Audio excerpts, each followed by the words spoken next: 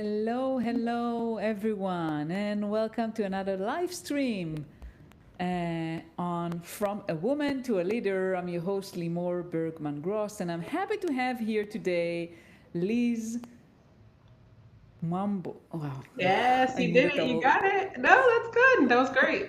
I knew that I will mess this up. Liz Mambo. And Liz is the founder and CEO of Upwin Marketing. And Upwin Marketing is a full service marketing agency helping service based businesses grow with smarter media buying, bold creative, and AI powered operations. So, hi, Liz, and welcome. Hi, thank you for having me. Thank you for being here and for willing to do that. Yeah, absolutely. Yeah, and feel free, everyone, if you are joining us, to send your comments and questions on the chat. And today we are talking about taking the leap, how to bet on yourself in mid career. So, this is especially for women like us, like Liz and myself, who have done that, right? Making a big change that Yeah. is scary. How do you even do that? And Liz, maybe share a little bit about your change. I think you've done it a few years ago, maybe 3 or 4 years ago. You started your agency. We're approaching 2 years. 2 years. Yep, we're approaching 2 years. So really, I was with corporate America for my entire career. I've worked the safe jobs, right? 401k benefits, So I Yeah. had a great six-figure salary. It was a pretty flexible job. If I needed to go to my son's recital, I could go. I had my kind of like your own schedule, right? Between your 8 to 5. It wasn't that strict, Yes. but um, probably about a year before I left, I was starting to get like this Monday scaries. It's no longer what you thought it was going to be. And so it got to the point where I did get sick. I was running blood tests and everything, and my doctor could not figure out what the heck was gone. Long story short, I was having really, really high blood pressure for no reason, but everything was coming up normal. And I've always been a very healthy individual. And so it was really abnormal. So my doctor looked at me and she was like, "Are you stressed?" And I was like, "Yes, you have no idea. I am very stressed. Why do you ask?" She's like, "I think you need to take a step back because if not, I'm going to have to put you on blood pressure medication because it was like about 3 to 4 months of consecutive high, I mean, extremely high blood pressure, Wow. borderline go to the ER, blood pressure." So I took some time off. We went through the whole rigmarole of what we have here is FMLA, where you can take a couple weeks off work. And so during that time, I told my husband, I was like, I am no longer happy. Like, what is the next thing that I have to go do to enjoy my career? I love what I do. I'm just not happy where I'm at anymore. And I jokingly said, I can do my own marketing agency because I have all the experience. And my husband was like, "You absolutely can go do your own marketing agency." But I was just joking. And that time away from work, I took the time to really flush out what I wanted to do, what I wanted to my company and my business to look like, feel like, what I wanted to envision. And I got the phone call that I had to go back to work that following Monday. I had just gotten out of the shower, so my hair is still soaking wet. And I looked at my husband. I was like, "I got to go back to work Monday. FMLA is over." And he was like, "Well, what are you waiting for? Go quit." This was around October. I was contemplating finishing out the year and quitting around January the following year. And so I was like, "No, it's not time. That's not what we had talked about." He was like, "Nope, just go quit. What are you waiting for? Go take the leap. It's either now or never." Or he knew that I was going to continue moving my own goalposts. So by January, I was going to say, "Well, let's wait till March." Oh, by March, I was going to wait till July. So he was like, "Nope, just go quit." So I got dressed and drove Oh, to our office and I quit that day. wow. Yeah. I know how hard it is, right? Especially when you have so much to lose. A lot. Six figures, health benefits. At the time, my son had very particular medication, and I had gone through about 6 months of a battle with our health insurance to get it approved. So if I was to quit, I was going to lose that medical insurance, and I wasn't sure if I could get my son that medication again. But we had agreed that we were going to figure it out. I mean, we had 401k. I mean, a very cushy matching. I mean, more than most companies did. The benefits were Yeah. really, really good. I mean, free cable, internet, you name it. We had great benefits. And just the stability of going from six figures to nothing, it was a lot. But my husband and I, we really did sit down and we looked at the numbers. Thank God, like we prepared. I had 3 months to kind of prepare and make sure that this was the leap. And I told myself, I was like, look, if after a year all fails, I can go back and go get another job. I lose Yeah. nothing, right? I could go back and find another. I had the experience. I could always go get another job if I wanted to, but I had to really bet on myself because I was no longer happy doing what corporate America wanted me to go do, And you're not healthy. It was and I was really not healthy. impacting your health. Yeah, I mean, truth be told, after I took that leave, I had a doctor's appointment about 2 to 3 weeks after. So I took a leave, beginning of the month, 2 to 3 weeks after. I had a doctor's appointment again to check my blood pressure. It was back to normal. So it was stress. It was stress. Yeah.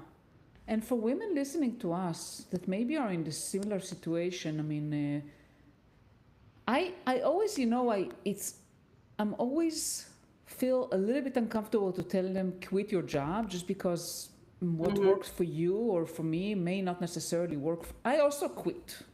I Yeah. also did. For me, it's like I'm just done. Hmm. I moved from the US back to Israel, so it was like anyway, I had to make a decision.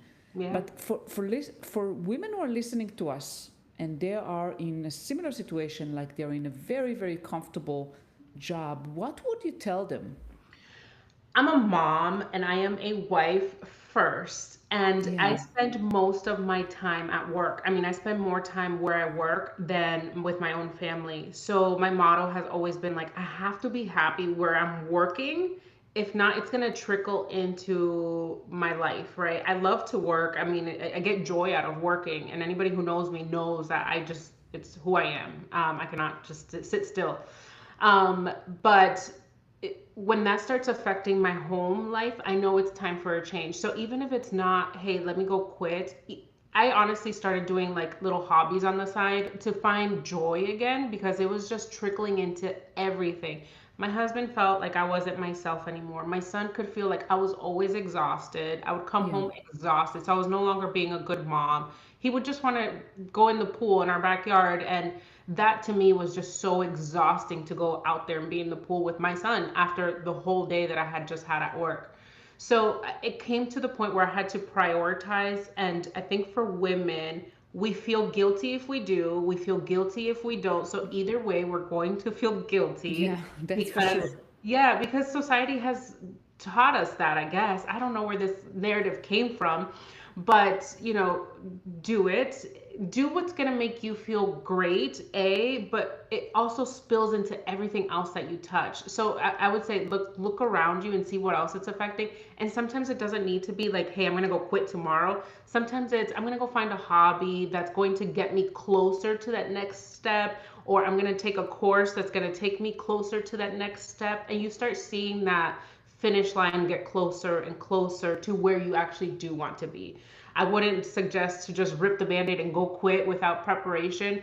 My husband and I, we were blessed enough that we were able to make the leap, Yeah, and my husband still had an income that can sustain us for a year or two because I wasn't taking an income from the business. I was putting it all back into the business. So I always say get that finish line a little closer so that way when you sprint off, it doesn't feel like a long trek to get there. It's a little closer to where you want to be. yeah. Sometimes it's possible to start something on the side also. You said a hobby. You can start a hobby, but you can also start a business on the side. You can do it partially, right? I mean, assuming, I'm not saying it's easy. No, right. Yeah, what do you Yeah, think about I think that? you absolutely can. And I've had friends that do something on the side that just makes them feel happy. I have my best friend, she takes acting classes on the side and she just does that, and she did get some gigs on the side out of it, right? Like so I think it's what's going to bring you joy so that everything else feels and your family will feel it. I mean, 1000%. Whether you think they do or whether you think they don't, they feel it. They know. My son is 12. I could say, like, he doesn't know the intricacies of being work exhausted, but I'm sure he just knew, okay, mom's tired, right? And Yeah, that's not a fun feeling for a mom. So whatever's going to bring you joy, even if it's on the side for a season, and I did it for a season. Sometimes I was up till midnight, 1 o'clock for a couple of months because I was me, myself, and I didn't have a team at that time. So some things are just in a season. It's just a season that you're in. definitely. And I would say, when you start your business, at least from my experience, you work hard, sometimes even harder. You work way harder. Yeah, And I even told, I don't know who I was talking to recently, that I was like, I work way harder now than I did in corporate America, but I can tell you I am way happier yeah. now than I ever was. It's just fulfilling work. When it's fulfilling, I don't think it feels like work. It just It feels doesn't like feel like work. mm-mm. And I thought that was a cliche, but it's not. Like you really do feel a difference. Definitely. I feel a huge difference. I mean, first, like what you mentioned, like dreading Mondays, I don't have that. I bless every day that comes. Doesn't matter if it's a Monday or it's a Friday or it's a Saturday. Exactly. And Yeah. I don't feel it's not that I don't like to go on vacations, I do, but I don't feel the need as much as I used to. 100%. Yeah, 100%. I used to be like, oh, I need a vacation. Now it's just like, okay, we get to take a vacation. My husband and I, we just took, my son went with my dad up north, and my husband and I, we were empty nesters for about two weeks and a half. And we took a week off from work, and he took a week off, I took a week off, and we just did nothing. It like melted brain cells for a week, a week, because we're always on the running and gunning, and we didn't feel like we had to go travel. It was just like, let's just stay home and do nothing for a week. And we went shopping and restaurants and just local things. Yeah, But you don't feel like you have to go somewhere else or escape reality. I think once you're trying to run away from something instead of running to something, yeah. that's where the difference is.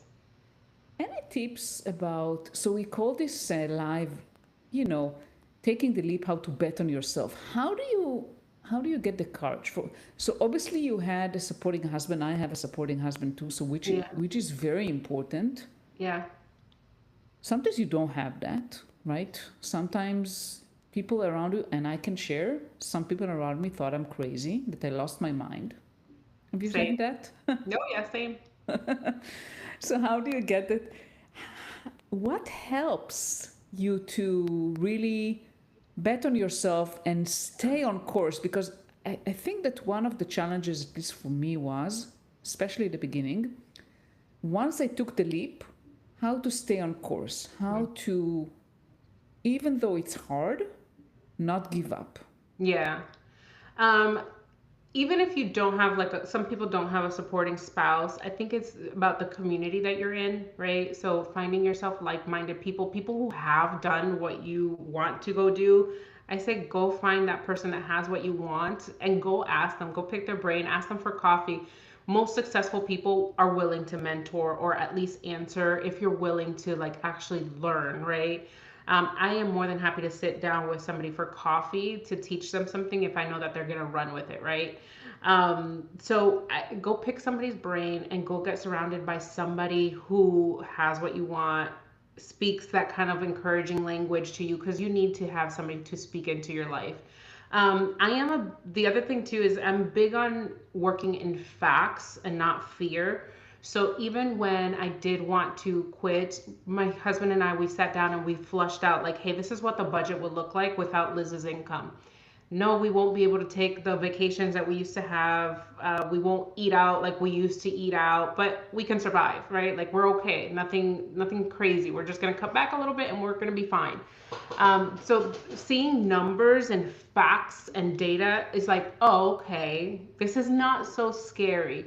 So sometimes I think we get in here so much, and sometimes it's just about writing things down and working in facts. I think it was Dave Ramsey that I heard him say there's two types of fear. There's the fear that keeps you from touching the hot stove, and that's good fear, right? You don't want to Yeah, run in that traffic. protects you. It protects you. And then there's the kind of fear that just keeps you paralyzed. That's not the kind of fear that you want. So writing things out, flushing it out, and just taking the next right step. You don't have to go all the way to the finish line on day one, but just taking the next right step. That's why I was saying, is it the next course that you need to take? Is it a business course? Is it an online course? Is it a YouTube video? My goodness, there's so many YouTube videos out there to go learn stuff. Um, Definitely. so it's just taking the next right baby step to get you closer to where you actually want to be. So those are like my three main things is don't work in fear, have people around you, and just take the next right step. That's it. And there's always a next step. It's a Always. journey, right? I mean, we're not finished yet. There's always the next step, and it's not about like a big leap. It's just about a little baby step. Okay, today I'm gonna do X, Y, and Z, and it might feel like little things that you just got checked off the list, but it's gonna get you little micro 1% every day is gonna get you closer and closer than just taking and exhausting yourself in week one. Definitely. And Liz, what helps you change the mindset from one of the big ones for me is the mindset shift from an employee to a business owner. Yeah. How was it for you? Um, it's funny because I had always kind of had a little itch for entrepreneurship. I've always read and listened to leadership books and business books, and so I kind of always had that mentality. And my dad, even from when I was I think 15 years old, he gave me $100 and he was like, "Here, go buy some jewelry and go sell that jewelry," and taught me entrepreneurship. Like Wow. that way, he's like, okay, and then this is the investment. This is what you're gonna take back to go buy more inventory, and that was like at 15 years old. So I've always had the entrepreneurship itch. Even at my last job, I kind of treated it like my own business. This is my responsibility. This is my book of business, and so I just made my own schedule, made my own like I was just I've always just been wired that way. I think the biggest shift for me was going from like employee to CEO. Like, yes, you have the entrepreneurship itch, right? Or you have the mentality for it. But once you're like, now I'm starting to shift away from being working in the business, from working on the business. Like, I'm trying to work on the business more, not in it.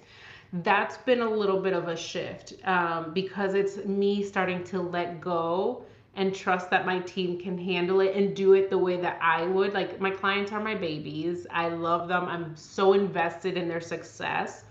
But just knowing that somebody else is going to do it is been the biggest shift for me. So I'm still involved in the business. It's slowly baby steps, letting go of the ropes before I completely shift into that CEO working on the business This mentality. is hard. It's so hard. It is so hard. That's been my biggest mind shift right now, and I'm currently in that space. So I'll let you know how it goes. Yeah, yeah, because you build something yourself, and it's like you get so. Just for me, you get so attached to it, and it's hard to let go and say, "Oh, I'll delegate it." And what if they make a mistake? What if they don't do it as good as I am? So I know, I know. I keep telling myself like everything has an undo button. Like we're in marketing, everything can just be undone. But I think now it's the right time. I'm gonna be my own bottleneck if I don't get out of the way and let them do what they're doing. I just get really invested in my clients' results. At the end of the day, we are working with small business owners, and if they're growing, I mean, we just made a generational impact, right? I've had clients where they go from one revenue to the next and they're able to retire differently. The legacy that they leave behind for their family is different. So that part I get really emotionally attached to, their success. And so that's a little hard for me to step away from. But if I don't step away, I'm going to be the bottleneck, and we're not going to be able to go change other people's businesses if I don't move out of the way. yeah, I think for me, one of the biggest challenges was becoming. So as a business owner, I need to market and sell. This is like part of the of the jobs of, I would say, the most important jobs. And I was very, and still to some extent very uncomfortable with that. Hmm. Why do you think that was? Because I'm just used to doing my job. I was in engineering, so I was leading engineering teams, and I was just used to come to work, I do my job, I know And you what we leave? need to build. We build it, very execution driven. And now I have to convince others that they should hire me. Yeah. Yeah. I had a mentor tell me, like, if you had the cure to some illness like cancer, you'd be running up and down the streets telling everybody, I have the cure, I have the cure, I have the cure. So it's just like they always told me, when you are selling yourself, you tell them, like, I have something that can help you. Like, I go run it, like run down the street and scream it, like, I can help you, I can help you. And so that always just stayed in the back of my mind. It's all about helping people. So maybe that'll help a little bit. But yes, it's a different mind shift. I've always done sales, so I feel like it's never been sales for me. It's been more building relationships. How can I help you? Can I even help you? If I can't help you, look, we're gonna part as friends. I'm just not the right fit for you, or that's not a problem that I solve. Here's a great referral that I can connect you with, right? So it's all about just building relationships and helping as many people as possible, because there's so many people that need help. Definitely. Mm-hmm. Yeah. Yeah, I mean, for me, it's a process. So I feel more at ease now than I used to. And yeah, I think that what you mentioned, Liz, about, yeah, it's about we help other people. And by helping others, I mean, yeah, it's serving other people, and It's all about serving. Yeah. it Have helps. you ever read the book Thou Shalt Prosper Which one? by Thou Shalt Prosper? No. It's by a rabbi, Rabbi Lapin. I forgot his first name, and he talks about the Jewish community, because the Jewish community is smallest population, but they have the biggest percent of millionaires. And the book Thou Shalt Prosper talks about how the Jewish community serves their clients, and that book completely changed my perspective on business. He talks about the Jewish community, how everything is, how can I serve people? Even when you hire your employees, like, wow, I was able to pay them so that they could put food on the table. So it's all about Yeah. serving and serving and serving. And that's why the Jewish community has always been very successful when it comes to finance and business. It's such a good book. I would recommend it to anybody. I took a note already, so Yeah. I'll look it up. Yeah, for sure. What else? What else have we haven't talked about? Um, I think we kind of talked about a little bit of everything. I think the other part too that most women struggle with is the guilt, right? Mom guilt. Yeah, Especially moms, I had the mom guilt for a while. Um, you I know, still do. yes, yeah, I still do. I always still do. Sometimes it's working from the couch because I have to, right? And so it's always a season. But I always say kids are more, they're caught more than taught. So I think my son seeing me, that I came from nothing. I mean, we came from really humble beginnings, my husband and myself. So I hope that he's seeing that we're able to build something and get scrappy and build it from the ground up. um, I hope that's a good lesson. So that part keeps me going. And he's already said that he doesn't know what he wants to be when he grows up. He just knows he wants to have his own business. Whatever that is, he just wants to work for himself and not for somebody else. So I think the mom guilt is another one that we don't talk enough about. And it's just telling moms, hey, give yourself grace. You're gonna feel guilty if you do, you're gonna feel guilty if you don't. So just take the next right step, and the kids are watching. Kids are always, always watching.